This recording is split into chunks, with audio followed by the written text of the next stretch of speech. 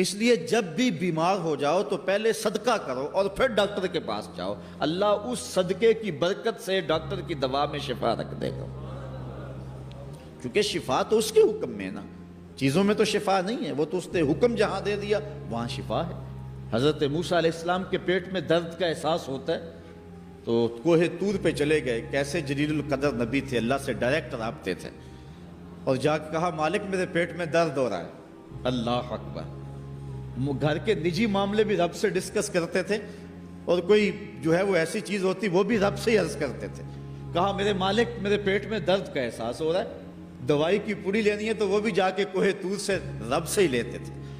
تو اللہ تعالیٰ فرمایا فلان جنگل میں چلے جاؤ، وہاں اس شکل کے پتوں کی ایک بوٹی ہے، اس کو توڑو نچوڑو، اس کا پانی پیو، تمہیں شفا مل جائے گی۔ حضرت موسیٰ علیہ السلام گئے اور جا کے بوٹی کو توڑا نچوڑا، پانی پیا، شفا ہو گئی۔ کچھ عرصہ بیتا، دوبارہ اسی طرح کا درد جاگا۔ اب نسخہ تو ذہن میں تھا، کوہ طور پہ نہ گئے، اس جنگل میں چلے گئے اور جا کے بوٹی کو توڑا، اس کے پتے نچوڑے، پانی نکالا، پیا، لیکن درد اور زیادہ بڑھ جاتا۔ پھر دوبارہ آئے کوہ طور پہ، کہا مالک میں نے اسی درد پہ دوبارہ وہی بوٹی کا پانی پیا ہے لیکن درد بڑھ گیا ہے۔ کہا موسیٰ اب جو آئے ہو کوہ طور پہ پہلے ہی آ جاتے۔ تو عرض کی مالک بوٹی بھی وہی اور درد بھی وہی۔ فرمایا سب کچھ وہی ہے لیکن پہلے میرا حکم تھا، اب میرا حکم ساتھ شامل نہیں تھا۔ شفا بوٹے میں نہیں رکھی، شفا تو میرے حکم میں رکھی ہوئی ہے۔ اس لیے ڈاکٹر کے پاس جاؤ، حکیم کے پاس جاؤ، لیکن شفا اللہ سے مانگو کہ شفا ہمیں دینے والا وہ ہے، وہ ایک وسیلہ ہے، ایک ظاہری طریقہ ہے۔ تو حضور علیہ الصلوۃ والسلام، اللہ اکبر، کیا خوبصورت ارشاد فرما رہے، حسنوا اموالکم بالزکوۃ، اپنے اموال کو زکوٰۃ سے پاک کرو، وداووا مرضاکم بالصدقہ، اور اپنے مریضوں کا علاج صدقے سے کرو، واستقبلوا امواج البلاء بالدعاء والتضرع، جب مصیبتوں اور اذیتوں کے طوفان تمہاری طرف منہ کھولے ہوئے آئیں تو اس وقت اللہ سے آہوزاری کرو، اللہ کی حضور دعا کرو، التجا کرو اور اللہ سے مدد مانگو۔ وہ بلاؤں کے رخ کو موڑ دے گا، وہ مصیبتوں کے رخ کو پلٹ دے گا تمہاری جانب۔ لیکن جب تم یہ مزاج نہیں رکھو گے تو مصیبتوں پر مصیبتیں آتی رہیں گی۔ حضور علیہ السلام نے ارشاد فرمایا کہ بندہ کہتا ہے میرا مال میرا مال، اس کے مال تین ہیں، ایک مال وہ جو اس نے کھایا اور ضائع کر دیا، دوسرا اس کا مال وہ ہے جو اس نے پہنا اور پرانا کر دیا، اور تیسرا اس کا مال وہ ہے جو اس نے آگے بھیج دیا۔ فرمایا باقی اس کے وارثوں کا ہے، اس کا نہیں ہے۔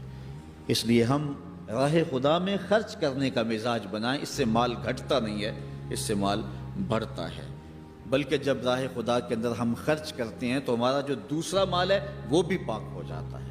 اللہ کے محبوب کا ایک فرمان سنیے جس کو حضرت حسن بصری رضی اللہ تعالیٰ عنہ بیان کرتے ہیں، حسنوا اموالکم بالزکوۃ وداووا مرضاکم بالصدقہ واستقبلوا امواج البلاء بالدعاء والتضرع۔ فرمایا کہ اپنے مال کو، اپنے اموال کو زکوٰۃ سے پاک کرو اور اپنے مریضوں کا علاج صدقے سے کرو، اور جب مصیبتیں اور بلائیں تمہارا رخ کریں تو پھر دعا سے اور اللہ کے حضور زاری سے اللہ کی مدد چاہو۔ آج ہم صدقے کا مزاج بہت کم کر چکے ہیں۔ اسی زمانے میں ایسا ہوتا تھا کہ جب کوئی بیمار ہوتا تھا تو سب سے پہلا کام لوگ یہ کرتے تھے کہ صدقہ دیا کرتے تھے، ڈاکٹر کے پاس پھر جایا کرتے تھے، حکیم کے پاس پھر جایا کرتے تھے، سب سے پہلے اس کی جان کا صدقہ دیا کرتے تھے۔ صدقہ قضا کو بدل دیتا ہے، تقدیر کو بدل دیتا ہے۔